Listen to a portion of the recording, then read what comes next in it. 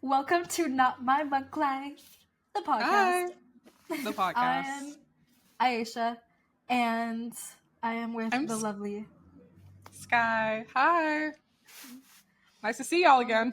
again, because we were just talking about how we've been doing this for 5 years. Just a podcast here, a podcast there, a podcast everywhere. Y'all are going to see clips. Episodes. Literally, we're going to look like children, and some of these clips are going to pop out. Just know, it's been years. It's been the fact that 2020 is 5 years ago is actually really discombobulating, but I'm not going to think about it too much. But so it's you're getting getting old. Yeah, but I'm not, because Skye still thinks I'm the same age as when I met her. I have forgotten my own age before. But yeah, I think that, Ayesha told me that she was 23 one time.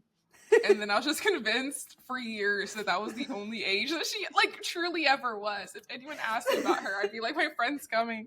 She's 23. We're literally a year and 5 months apart. Skye's just like, so young, so young. So full of life. Sorry, there's so many. I live in New York, and there are so many sounds, and it always sounds like someone's breaking into my apartment. That's scary. So if you hear sounds or if you hear the doorknob, it's because you are correct about all the sounds you're hearing. Doorknob is a funny word. I don't know, like knob or handle. Door handle. That's terrible. Knob. The door handle. The door. If you hear the door shaking and being pounded against, it's because you are hearing that. Because you are. But yeah, we are back to filming again. We are. But this time we're uploading. So if you're seeing this, we are. It's because we committed and we executed. We did. Yeah. Last time we recorded, we've recorded. Last time we recorded was, I think, over the summer, and it's winter. No, it was like fall. It was we fall? did this pretty consistently. Yeah. Well, summer going into fall-ish, because it was around my birthday. So it's September. Which is mid-September. November, December, January, February. It's been March. Oh, wait. It's been 6 months. It's only been half a year. But that's our it's probably a record. I don't know. We are uploading, so that alone is an accomplishment.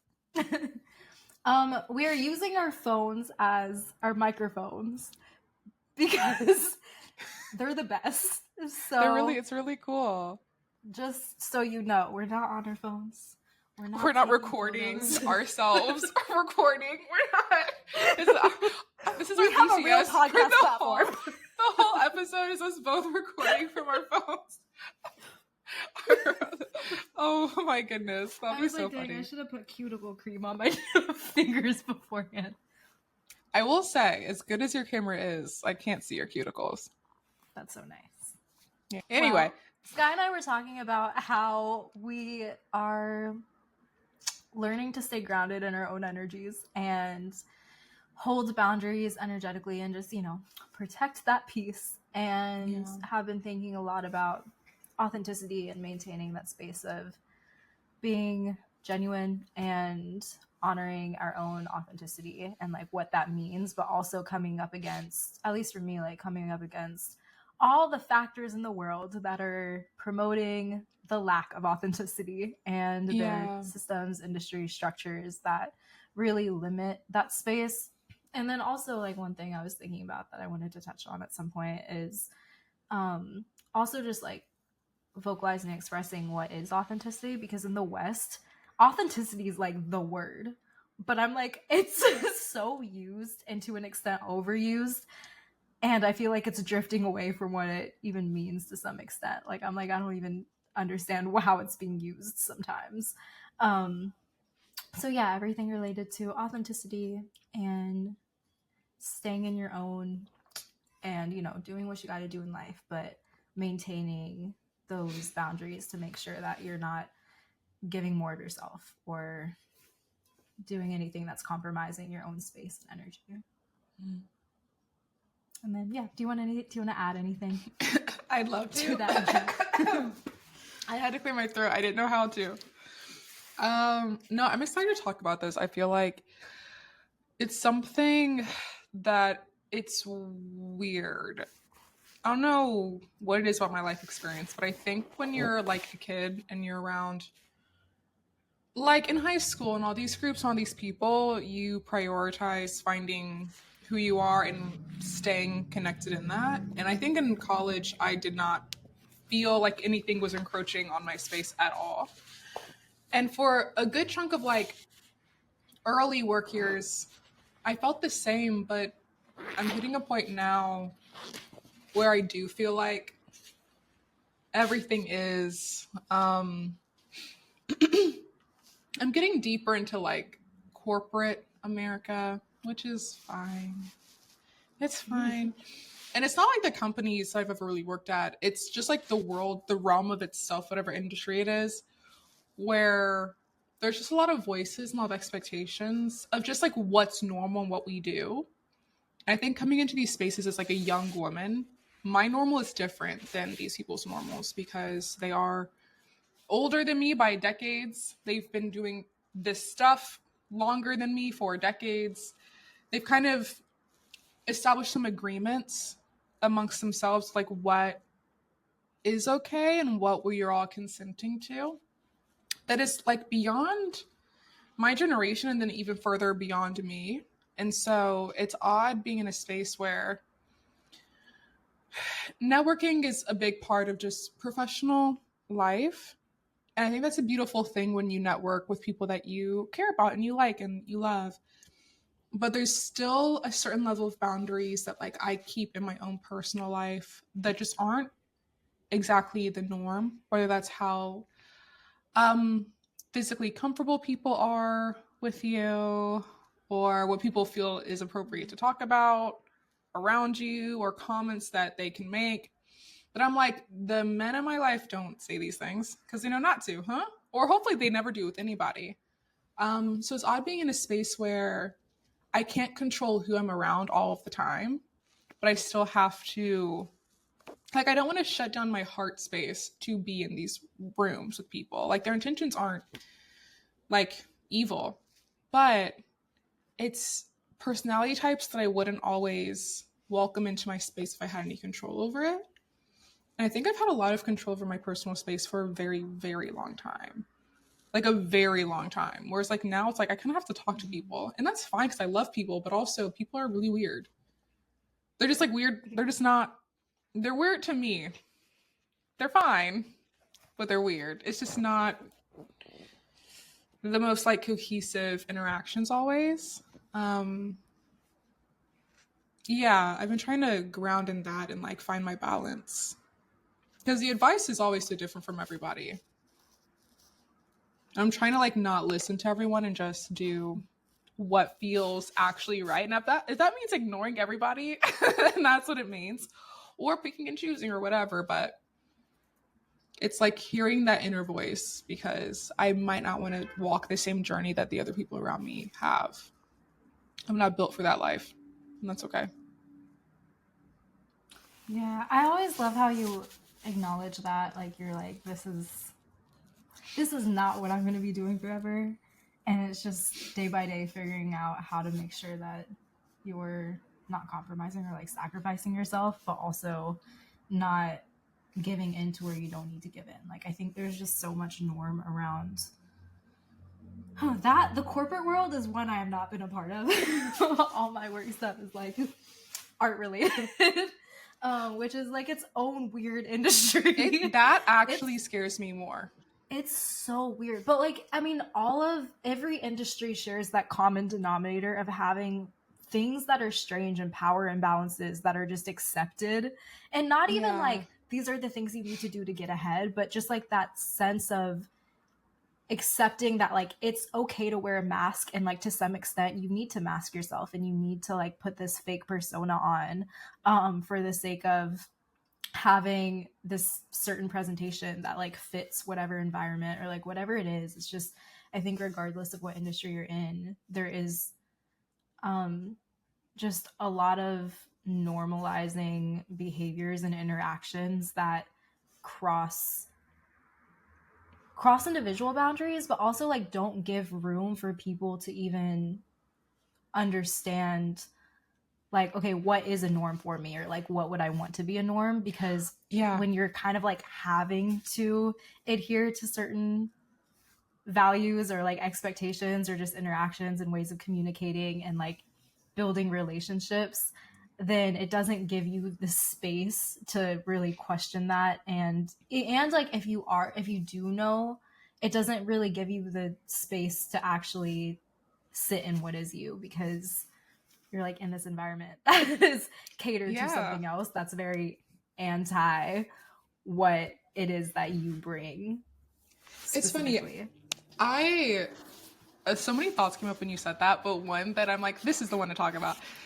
This reminds me of, not to bring up her business, but Lizzo had this whole thing maybe a couple of years ago where she had some dancers that sued her for sexual harassment because she took them to, I don't think it was a strip club, it was like a burlesque club or something, and made some jokes with bananas and da da da da da. Um, and it's really interesting because when that came up, I'm like, yeah, like I've seen that behavior before in people where they're like, I am including you in this thing. It's fun for us, so please come do it. But not realizing that there is a power imbalance between the two of you. Like there just is. So realistically, I think someone in a position of power, and separate from anything that has to do with Lizzo, but that is like a basis for the story. When you are in a position of power, if I'm in a position of power and I'm inviting someone to like go to a bar and they agree, and then I keep encouraging them to do like shots after shots after shots after shots, and I'm like, they're superior, it's hard for that other person to hold boundaries and say no to you because part of their job is to please you like all of the time. And a lot of people aren't conscious of that. Like even just in everyday interactions, they're not oftentimes thinking, I don't want to make this person uncomfortable. I don't want to push them. I don't want to ask something that they might not know how to stand up for. Like that's not really top of everyone's minds.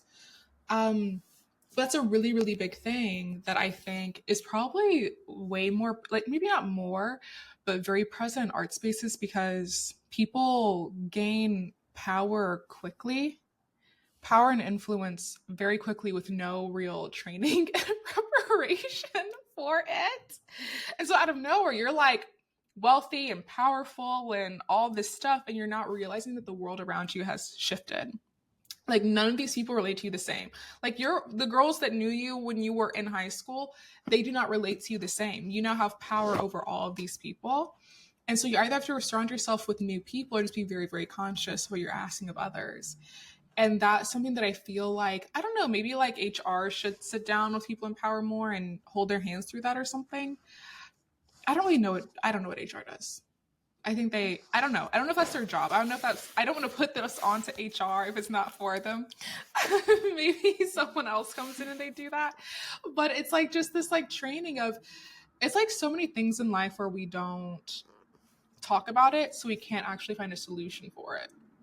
Like if we just talk about it, like you're not evil because you did this. You're not evil because you asked these people to go to a burlesque show and you said you can come if you want or you don't have to come at all. Like that doesn't make you a bad person. But you do have to look back and realize that that is something that maybe you shouldn't ask your employees because they can't really, there's a power imbalance where they can't truly say yes. Like they could easily say yes and not mean it. And like they'll go simply because they want to show face for you and be around you, but not because they want to see women half naked. And so do one wrong thing, like all of the uncomfortable feelings will come up and it will be expressed in a different sort of way. It's hard to talk about that because I'm like, I don't want to demonize this person, but you also have to realize that these other people have gone through something very uncomfortable. It's like such a layered thing of like, do you know what I mean? Like, there's no solution, I think, in demonizing those who do ignorantly abuse their power. There are people who very vindictively abuse their power and let's, throw them on an island and set it on fire. But those who like end up in positions of power and abuse it unconsciously, I think there's some learning to be had. You saying that just makes me think of how it's really layered, because on one end, there is very much that sense of, okay,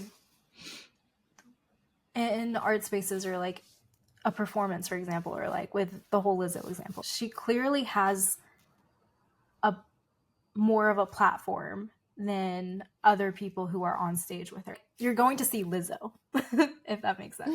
Oh yeah, Like you're yes, going you're to not see going other for the people too, but dancers. there's like there's a clear Yeah. like you are to some extent, but like there's a clear sense of power in just that aspect of like the power or like platform an artist holds. I feel like you get what I'm saying, but I don't know Yeah. if that translates. I think But I think you framed that really well. okay, yay. Thanks. But Skye's my translator. Skye's like my interpreter for when I'm like, I don't know if I'm making sense to other people, but I know I'm making sense to Skye. It's when she has her super academic, high level, big brain, super IQ moments. And I'm like, I hear what you're saying, but the people do not. She's like, in her professor era, I jump in. Yeah, sometimes I have a tendency to talk like an academic paper. I've been told a business email. That's what people tell me. Anyways, so there's like that sense of power where it's like clear that okay, you hold this certain space in comparison to others and this certain reputation and stuff, and like just this amount of autonomy and control. Like that's clear and prevalent. But then I think what might get overlooked to some extent too is that in spaces of entertainment art, it's like you want to capture authenticity and like have that sense of empathy and connection to other people, but it's still a business operation. Like at least in our society today, it's still under capitalism. Like you're still operating as a business. So while yes, you want to be cordial and stuff to people, this idea too of like, I guess in industries in general of how, like it's the question of okay, how can you be friendly but like also taking the pressure away to be friends with everyone, because like when you're running a business or something, it's healthy to not be like buddy buddy with everybody, not in the sense of like you're eyeing people but it's just there's like a time and a place in the type of relationship. It's like I can't have a podcast or like a business with most of my friends. With like Skye, I feel like we just know how to balance that energy, but it's like it's not, that's just not what the dynamics are. To In be other this close to relationships, someone and build a business with someone, it's a very unique thing to be able to do. yeah, and it's like not bad to not have that, but similarly in spaces like industries and stuff, having to be aware of the sense that okay, a person, a group of people hold a sense of power. And well, yes, you might be innocently being like, okay, let's go to this thing. It's like you have that power to have other people say yes, but their intentions might be different from like what you think they might be. Like whether it's I feel like I have to because you're my boss, or I feel like I have to because I want to be around you and I want you to get to know me to some extent. And it's normal to have that, like networking events and just events in general, but let's be honest, how many people are like, yes, I have this work event and I'm so excited. Well, that's the thing. Go. It's changed. Like back in the day, they'd have like no, literally back in the day. Oh, I'm the stories I've heard. They had like happy hours like every Friday or something. Like the whole whatever, and maybe that still happens in some areas. I don't really see it that much. It's fewer and far between now. I think maybe with working from home and also young people showing up and Gen Z and everyone being like, I want to go home. Gen Z said, actually, that might be a generational thing. I think Purely. Gen Z said, let me go to sleep. He said, I don't want, like, it's like, I like all of you so much. Let me go. I gotta go. Yeah. I stand corrected because I'm actually thinking too about some of my friends that like enjoy stuff like that a lot. Like genuinely look forward to that. That's good. I am an introvert, so I wouldn't know.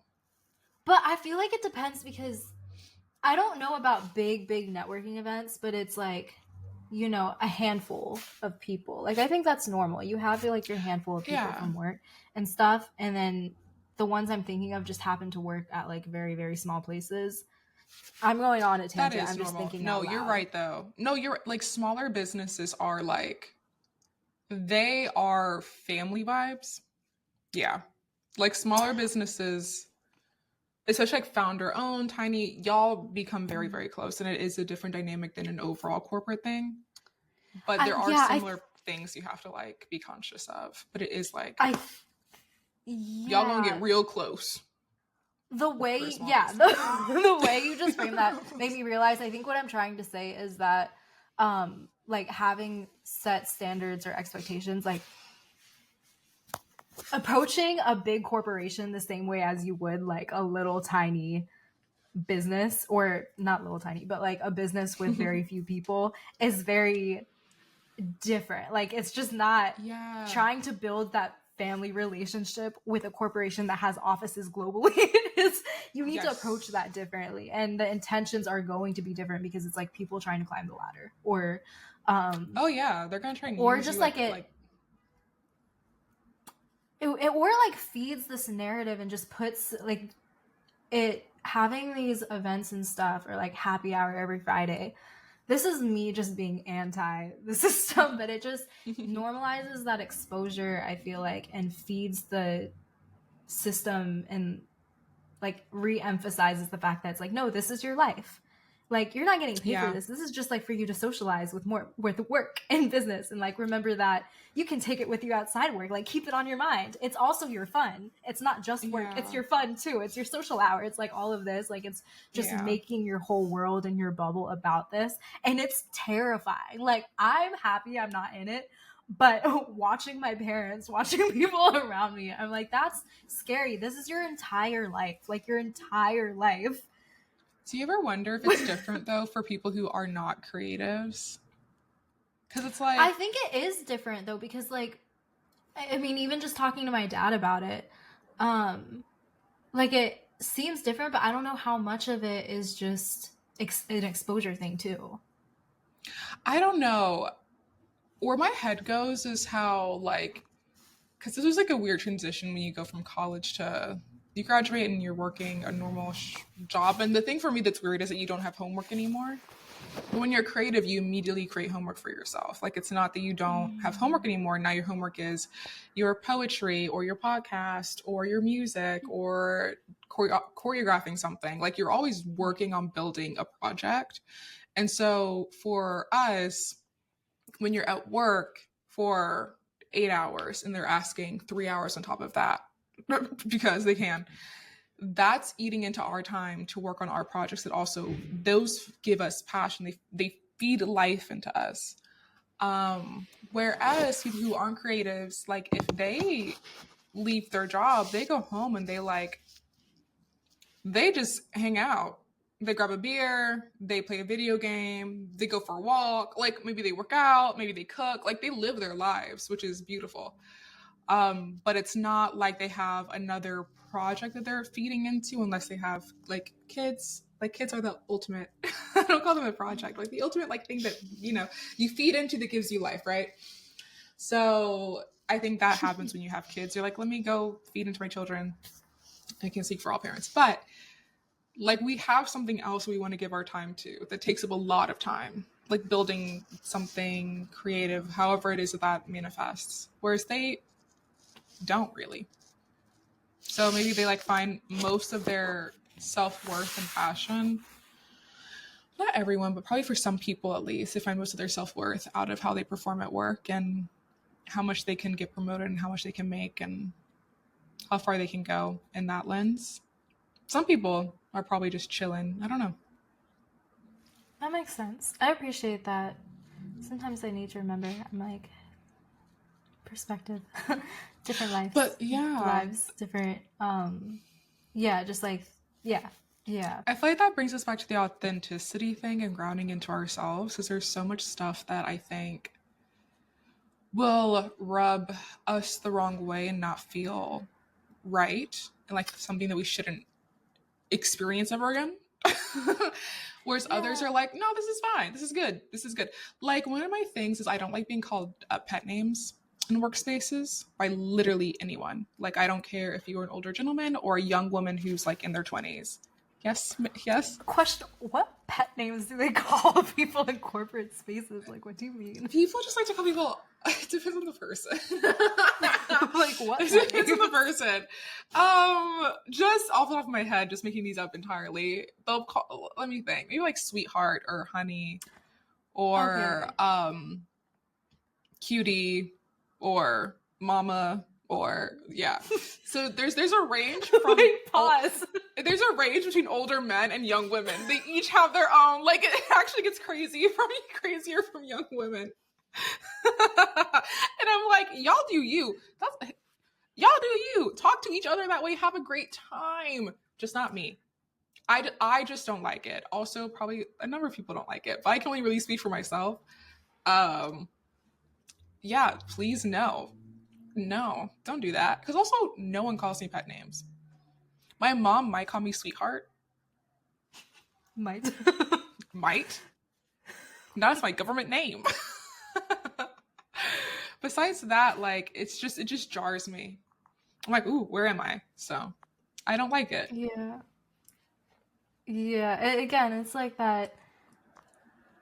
If you don't like it, it just feels like it's pushing and forcing that closeness that it's like, no, I work here. This is not my whole life. Like, I can very much see how that could be jarring. It's specifically if like the corporate world is not where you want to grow your life and like leave your life. Like, I don't know, because it makes me think of so here's okay. So it makes me think of. I'm sorry. Real quickly, I don't mean to cut you off. Can you hear that person shouting at themselves outside? No, I cannot. Okay, it's very loud. I'm like, is this coming into the podcast? Not someone. It's New York. Just a New York state of mind. I don't know. Anyways. Okay. Anyways. Yeah, I don't know if it's I do think it's a generational thing. Probably. Maybe. But for me, pet names and stuff, it's just something that I just don't like. Like, not that I don't like ever, but like a similar boundary for me is like girls wanting to call you like bitch for fun. I'm laughing hard because Skye doesn't curse, so hearing her say words like that is very funny. I did not mean to make it sound so awkward. But you can see why I don't want to be called it. It's not in my vocabulary. So I don't like being called No, you that. said it like, really well. Thank you. Go, Skye, go. Put some power behind it, too. Yeah. So I don't want to be called that, even if it's like, ooh, girl. I don't want to be called slut. I don't want to be called any of the words. Like, literally, stop. Literally stop. I feel like even if my friends were like, hey, mama, I'd be like, where? Sorry, huh? Oh, I love Skye so much. I don't like it. So like for me, that's a personal life boundary that it would be like different. I think if I was just like, not, I think it would be a different person in a different life. It would be completely, we'd be a new planet. But like, it would be a different way to explain it if I was someone who was cool with that all the time, except for at work. Like that's a different, I think, experience internally. I'm not okay with it really at all, including at work. So we're not going to change that because I'm at work. That's how it works for me. Yeah. And I feel like even the whole like being in corporate, not going to be in corporate forever. My thing about that is this. Why would you be anywhere forever? Like, I don't get it. Like, I'm literally 26 years old. Forever is like another 40 years. Yeah, that's insane. Why would I be anywhere forever? So when we say that I'm not going to be in corporate forever, we just mean that I'm not going to die here. So if anyone who I work with hears this, just know I have no plans of leaving. I love you. I do enjoy my job actually a lot. Like low key. That really does. I really do. I actually really like it. I actually want to hype up my job for a second because it actually makes me so emotional. I'm so grateful because I have like as pushy as people are in different like professional spaces, I have a really nice team around me. So like my complaints about work are all extend from outside of my company. Like anything that like majorly impacts me. Like obviously like little, you know, frustrations here and there, trying to like get projects over the finish line. But like my actual things that disturb me, make me uncomfortable, all come from outside of where I work. And that's really amazing. And then my team, like my little team and like my boss especially, I'm just so blessed and I feel so like protected, and not just like job security protection, more so I feel personally protected. Like I think that my boss really like cares about me as a human being, and that's really special. Whenever I talk about that with like other people, like grown, like maybe like cousins, like older cousins and stuff, like people who I go to for professional advice, like you're so lucky to have found that. And I've continuously had that, I think, for most of my adult career. I've been able to stay near someone who I think is extremely talented, but then also um, still has a like a loving, caring heart. So I get to be challenged professionally and grow, but also like someone has that humanness and sees that humanness in me and has some protectiveness there. And I'm really, really grateful. So shout out to them. Anyway, Aww. I'm not crying, you are.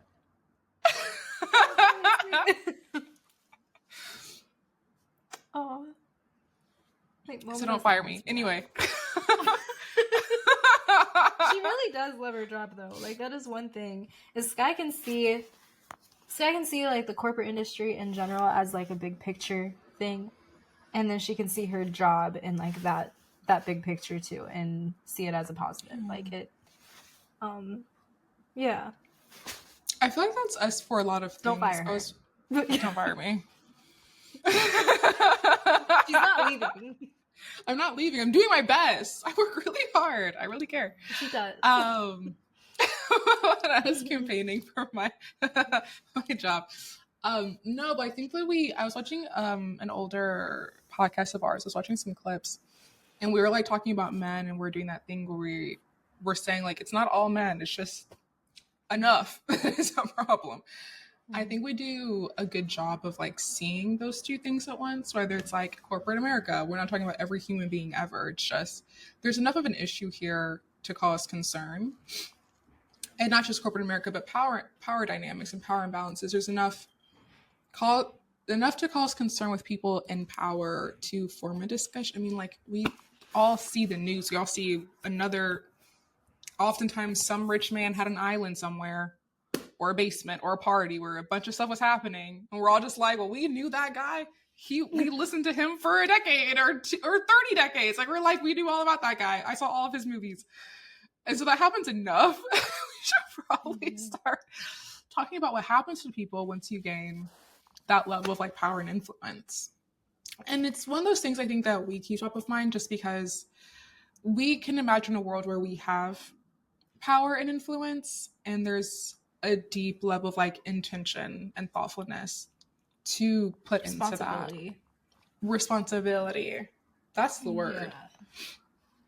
I think you mentioned something earlier where you said like wanting to be friendly to everyone, but also have those boundaries. And I wonder if like even being friendly is the goal.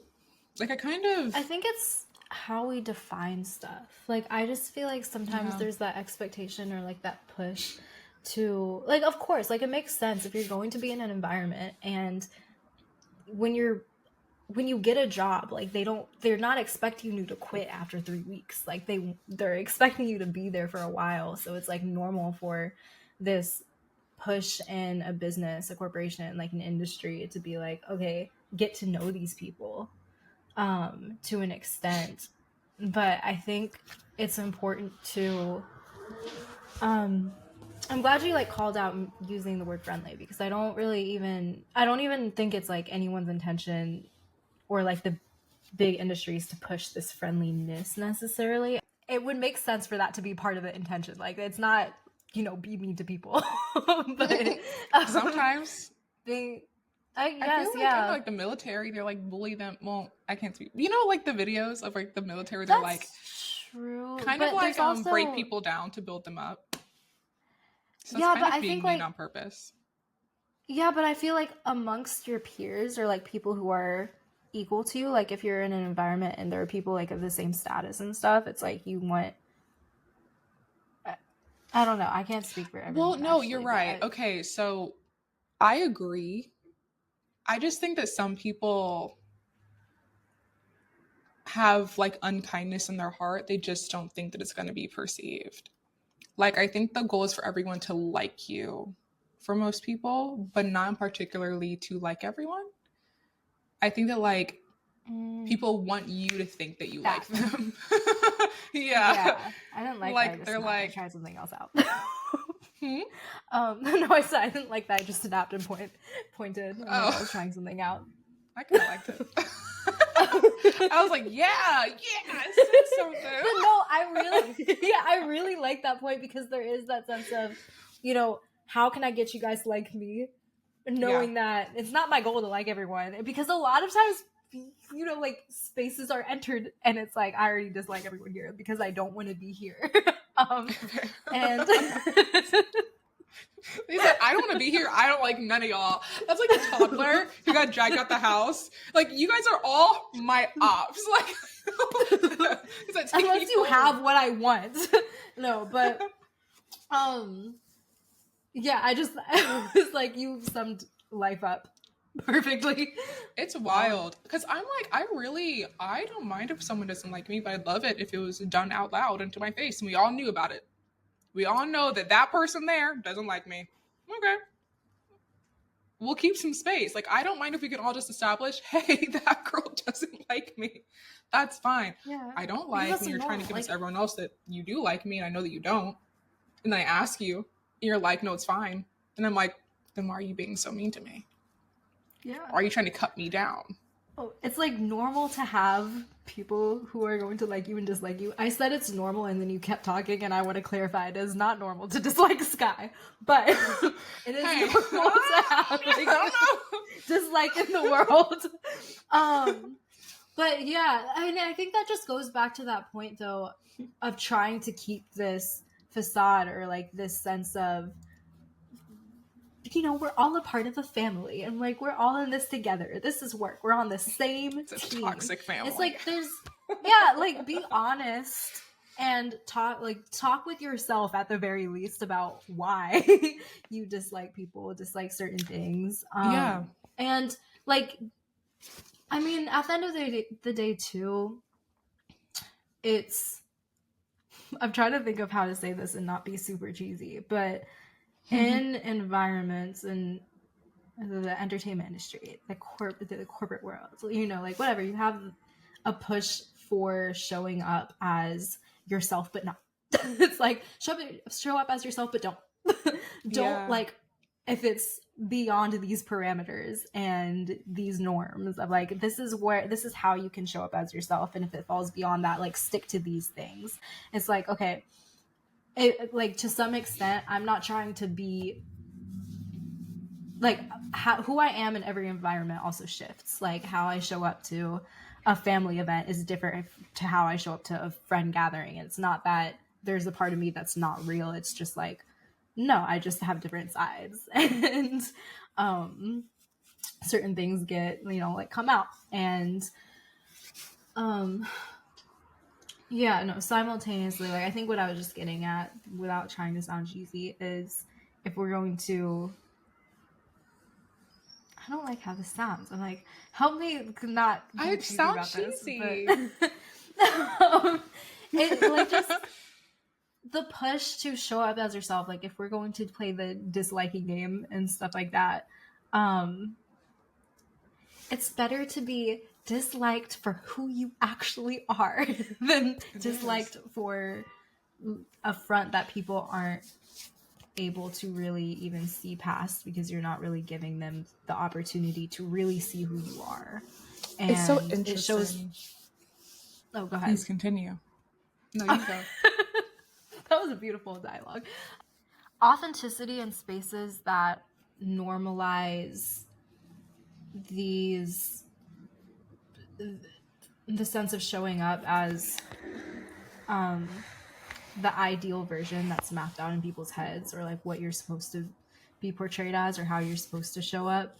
It just feels like a threat to the entire system when you show up entirely as yourself, or like you show up and you call people out where someone dislikes you and you can tell, but they're being fake to your face about it. It really throws people off when you call them out, or not even call them out in like a mean way, but it specifically is going to throw them off when you're like, hey, so I pick up this vibe.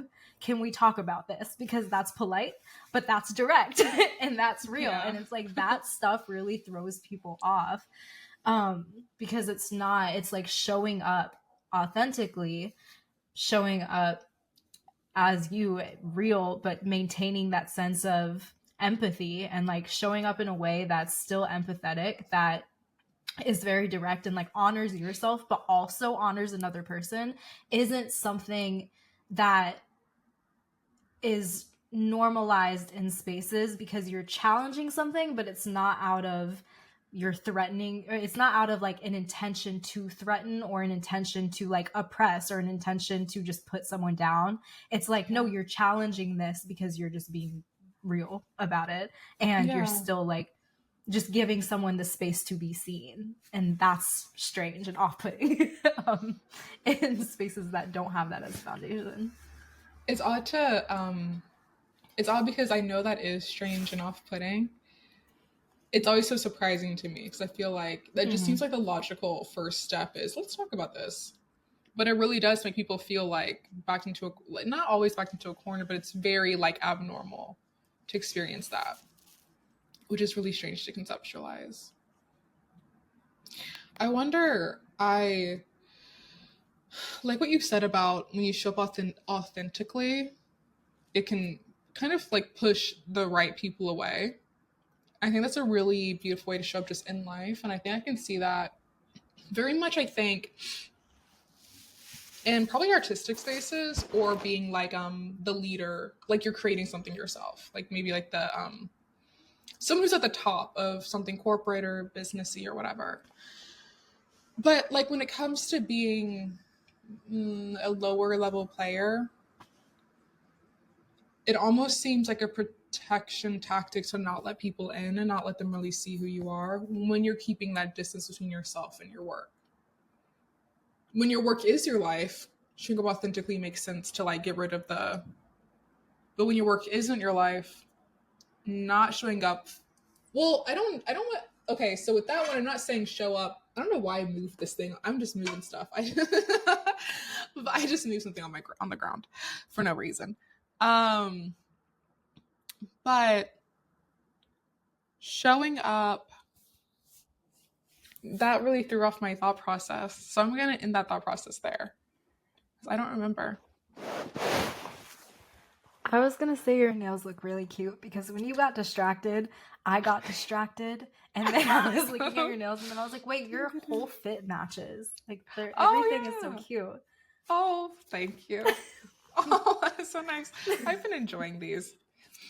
I haven't gotten like my nails done like this in like a very long time. They're really cute. Thank you. Aw. So that's what was on my mind. I know. I wasn't expecting us to talk about workspaces that much. I think that surprised me through our conversation. Yeah, it's odd to have this conversation about the work stuff. It's usually much floatier than this. I hope you guys enjoyed hearing us talk about corporate culture and power balances. This is not our norm, but we did it. So, as you can see, we don't always know what's going to come up, but no, we know where we start. We don't know where it's going. But yeah, hope you guys enjoyed us figuring out where we were going. Email all of our jobs, let them know that we are really grateful for them and that we respect them deeply and that we love their corporate culture. We do. Yeah, we do.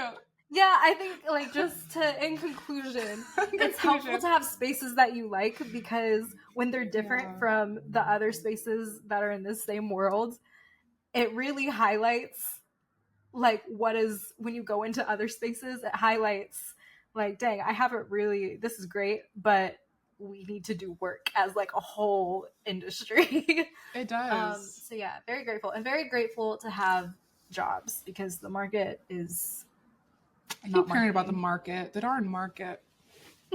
Dang market. Ugh. I like saying it because it makes me feel like I'm in. Yeah, this market. The price of gas. The price of these eggs. Rent. The price of these eggs. Rent. Also, But please rent. email my landlords. He literally Tell them to stop charging me. Tell them to fix your apartment. Tell them to do their jobs. Please tell them that my ceiling keeps falling down. And I have no heat. I still have no heat. In New York in the winter time. Oh no.